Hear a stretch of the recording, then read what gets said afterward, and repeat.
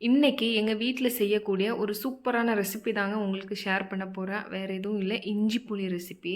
இது எப்படி செய்றதுன்னா, இதுக்கு 1/2 டீஸ்பூன் வெந்தயம், 1/2 டீஸ்பூன் ஜீரகம், 1/2 டீஸ்பூன் சோம்பு, ஒரு 1/4 டீஸ்பூன் கடுகு சேர்த்து நல்லா வறுத்து பொடி பண்ணி எடுத்துக்கலாம். இன்னொரு பேன்ல தேங்காய் எண்ணெய் சேர்த்துட்டு ஒரு பெரிய வெங்காயம், ஒரு 10 சின்ன வெங்காயம், 2 பச்சை மிளகா, கொஞ்சமா கருவேப்பிலை, ஒரு சின்ன பீஸ் இஞ்சி சேர்த்து நல்லா வதக்கிக்கலாம். இஞ்சி கம்மியாக தான் சேர்க்கணும். அதிகமாக சேர்த்தா ஒரு மாதிரி கசப்பு தன்மையாக இருக்கும். ஸோ இதை ஆறுனதுக்கு அப்புறமா இந்த பொடி பண்ண தூளையும் சேர்த்து கூடவே உப்பு சேர்த்து ஃபைனாக அரைச்சி எடுத்துக்கலாம். இந்த அளவுக்கு அரைச்சி எடுத்துருக்கிறேன். இப்போது ஒரு பேனில் அரைச்ச மிக்ஸை சேர்த்துட்டு கெட்டியாக புளிஞ்சு எடுத்துருக்கிறேன். அதுவும் சேர்த்து நல்லா மிக்ஸ் பண்ணி விட்டுடலாம்.